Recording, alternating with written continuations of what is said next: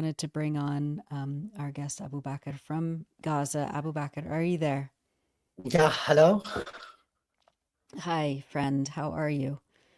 Yeah, really good. Hi, Thank you so Abubaker. much. Hi, Dr. Ali. Tell us about the last 48 hours in Gaza. On early Tuesday morning, the area that you and your family live in was pounded heavily by Israeli airstrikes.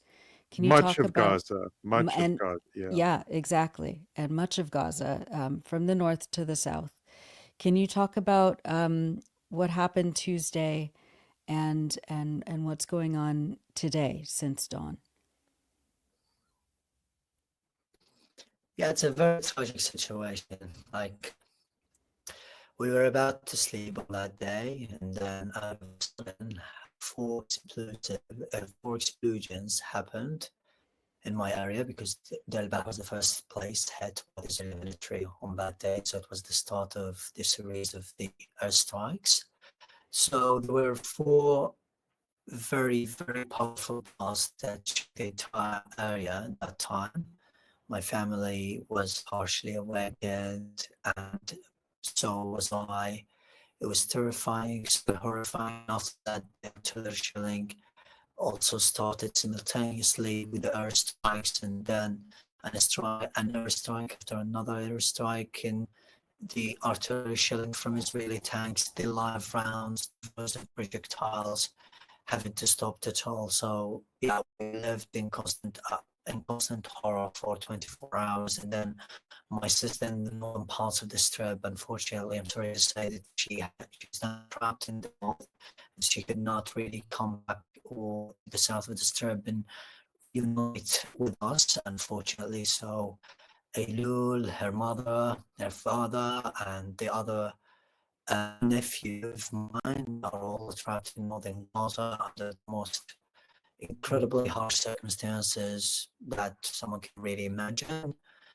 And this situation for today, so we have an update from the Gaza Ministry that 591 people have been killed during the past 48 hours.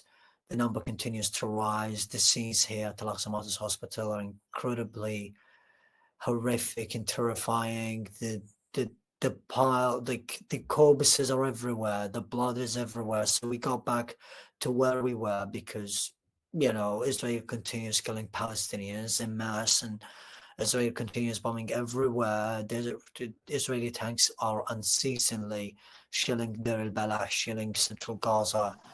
It's super horrifying. And it's not only this, because right now a low pressure front is hitting Gaza. The strong waves of the wind are blowing away the tents of people.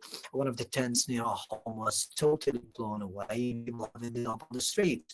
So Gazans are tied to those words: displacement, grief, suffering, pain, and starvation, and that continues. So it's And incredibly heartbreaking. Abu Bakr, this renewed massacre, and we saw one of the worst single-day death tolls since the start of this genocide on Tuesday, and a return of horrific massacres.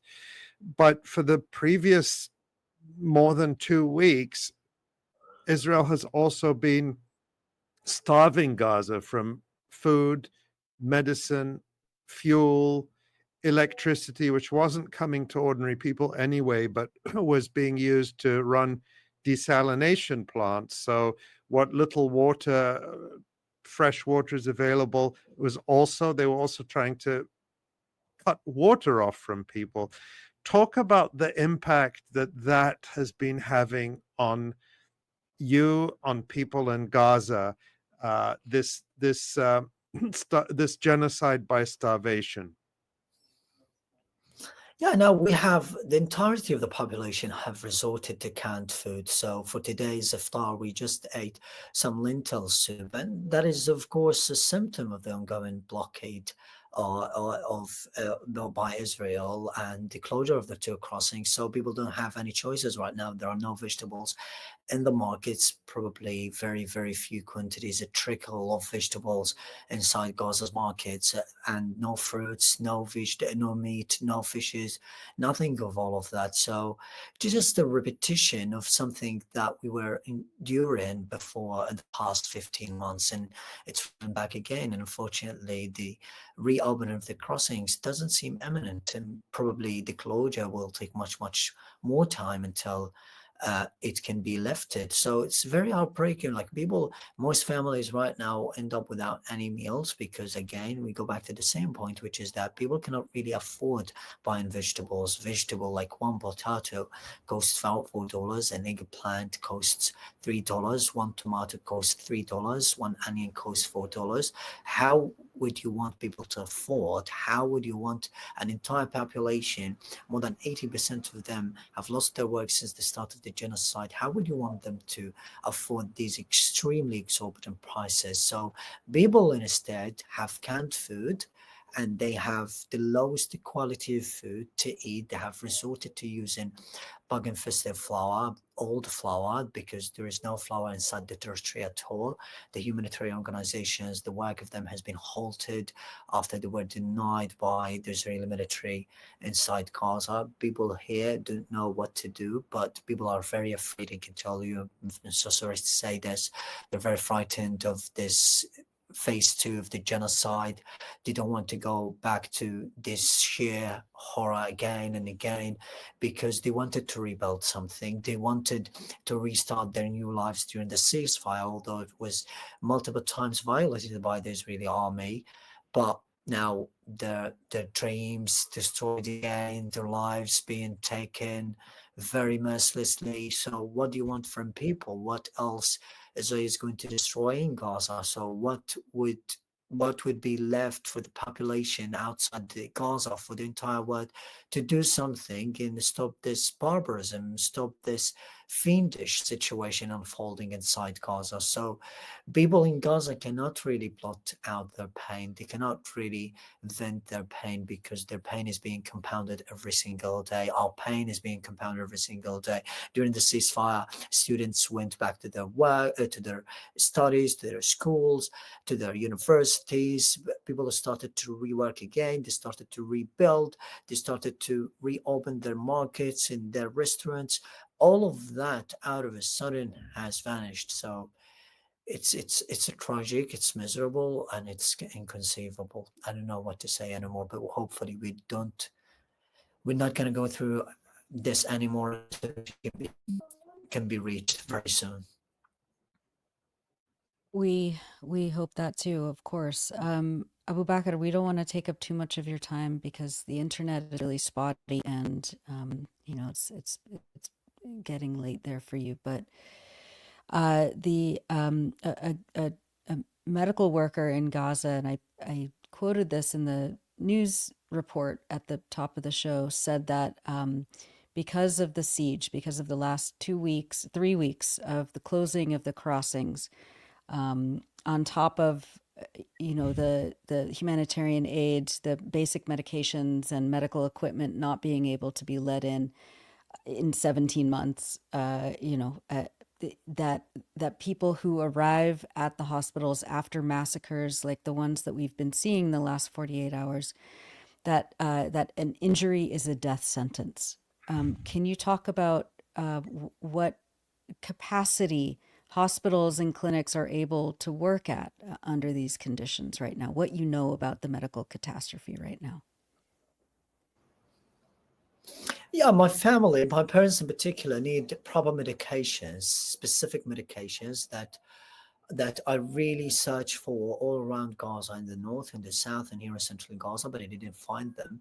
And not only my parents, because the vast majority of the population have the same painful, excruciating story, because Gaza's pharmacies do have the very simple medications for Gazans. So it's a it's something that people cannot really understand or comprehend.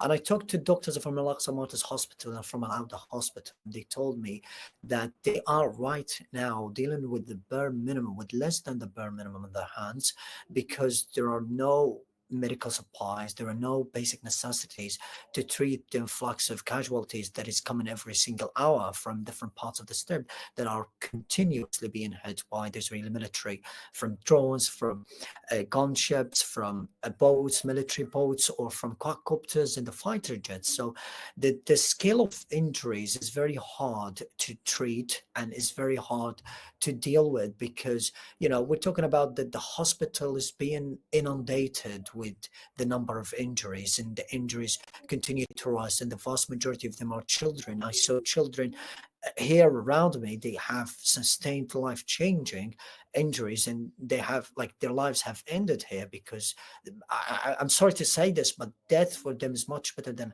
having a life-changing injury amid such incredibly harsh and difficult circumstances with no medications and no medical supplies. Now, we understand from Al-Aqsa Martyrs Hospital that 15% of the injuries over the course of the past hours, as they spoke to local media or international media, that 15% of those injuries succumbed to their wounds. So you can see and you can imagine how difficult it is to deal with such injuries. And not only this, because the doctors told me that it comes sometimes to a point that we don't have the gauze, we don't have the scissors to stitch up the wounds, or to even give solutions to those who are wounded people.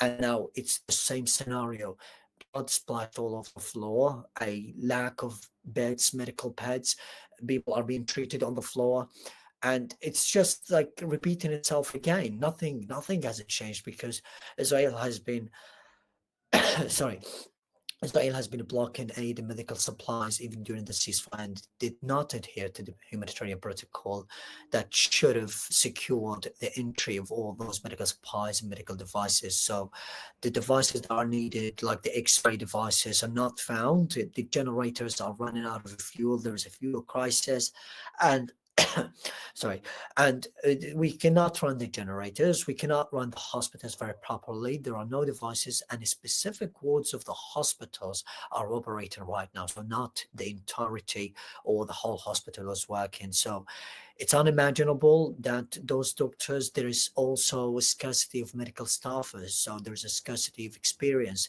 among or within those medical crews who are working on those patients or on those who are wounded people. This is apart from the fact that most of the population have contracted weak immune, or have contracted infections from the environment. Gaza, the places in the landscape of Gaza is filled with sewage, stagnant pools of sewage and garbage that has made for infections to spread very widely around them. So we have many cases like gastroenteritis, hepatitis A virus, and other diseases. People now, the immune system of them has become so weak, and they don't have multivitamins, they don't have nutrition, they don't have anything. So everyone, not Nora, those who are wounded by the war or by the genocidal regime, but it's also about that everyone in Gaza is slowly serving a death sentence right now, because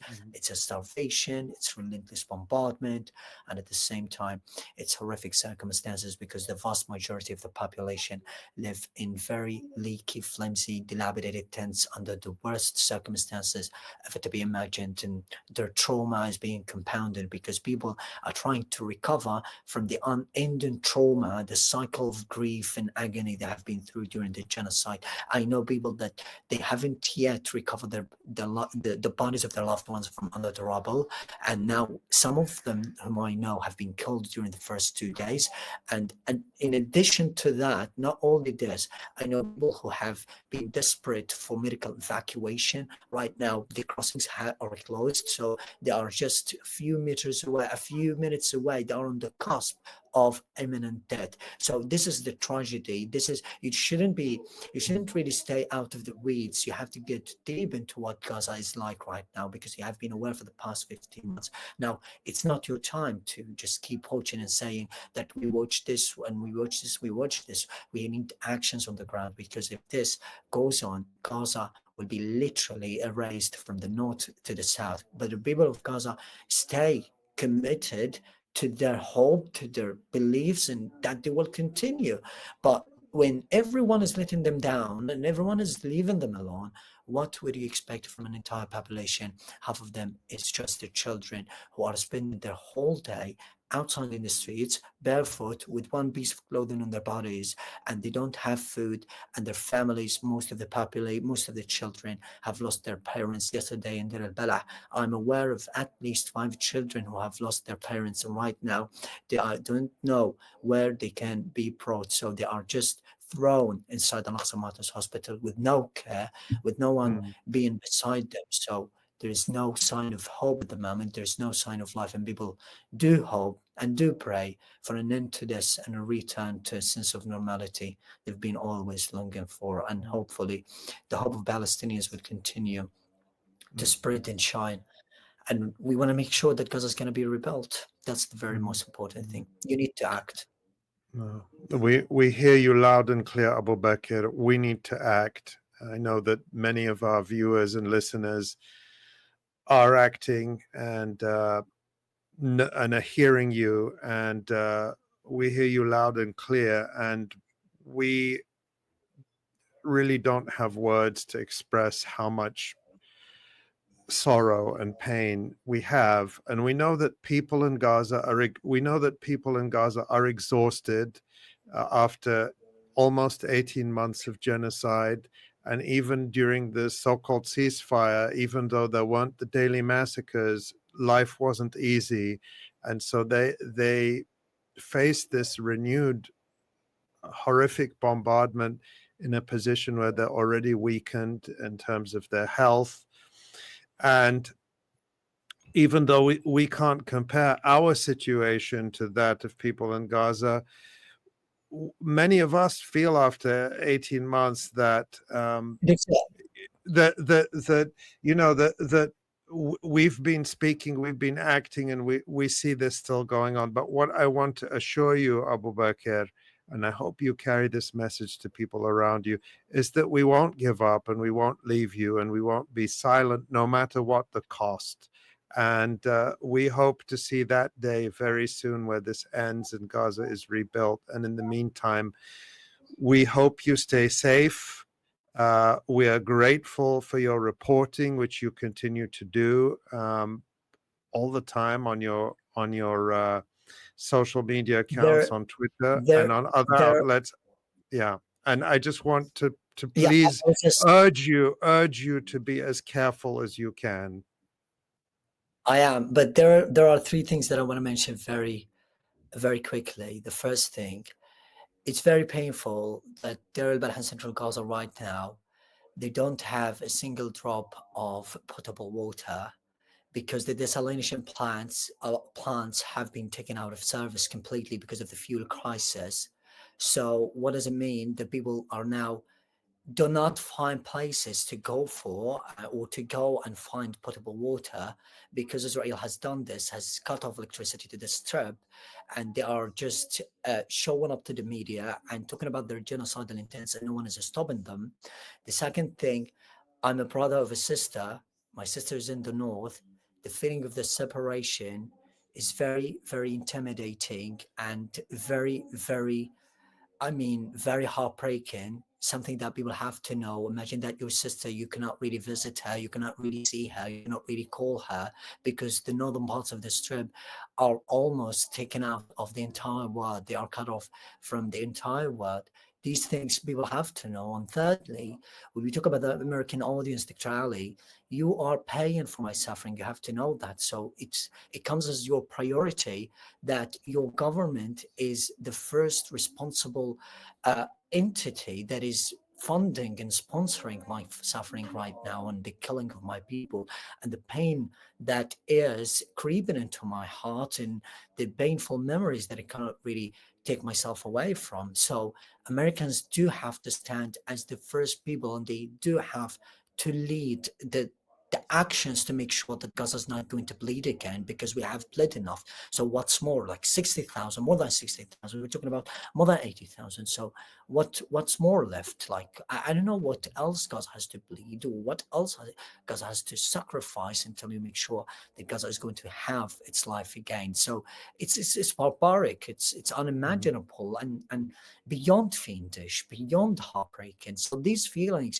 that we are still recovering and rehabilitating from, we want to make sure that we have a better life and we can replace these feelings. So just to the audience, because I'm sure like every American has a conscience and you have a conscience, but feel us, feel our pain and feel what we have. But again, like I'm saying it again, I'm very depressed to see that it is day 531. Last time we spoke, it was day 1 of the ceasefire, or day 14 of the ceasefire. So this itself, this simple sign that people are not aware of, really breaks me to some extent. But again, I'm a very hopeful person. I will not lose this hope, because whatever happens to me, and I told you that, and I'm keeping telling the audience all the time, whatever happens to me, I'm not going to give up. I'm going to smile and I'm going to hope until the very last moment. But it comes to a point that it's enough. You are funding the genocide. You're funding my suffering. So do not play a part in that. Refuse that. I'm not asking for anything more. Why should we keep ourselves stuck in the same cycle of suffering? So I hope everyone is turns, and I'm sending my hope, love, and smile to every one of you. Thank you. We're also broken, Abubaker. It breaks us too, and but but you are the hope. You are our hope, and yeah. Again, like Ali said, please don't take any unnecessary risks. Please be as safe as you can. I know that seems insane, and that's what we've been saying to you for the last year and a half. But we're all with you. And we hope to talk to you Inshallah. soon Yeah. in better Inshallah. circumstances, God willing. And for risks, believe me, Nora, if there is a risk in Gaza, you are the safety that floats through us. Make sure of that. You are the Thank, safety that floats through us. Such a poet. mm, Thank Thanks, you. yeah. Abubaker. Bye-bye. Okay. Thank you, Abubaker. We're praying for your Love safety and and for help. everyone in Gaza. Thank you. Bye-bye. Thank you.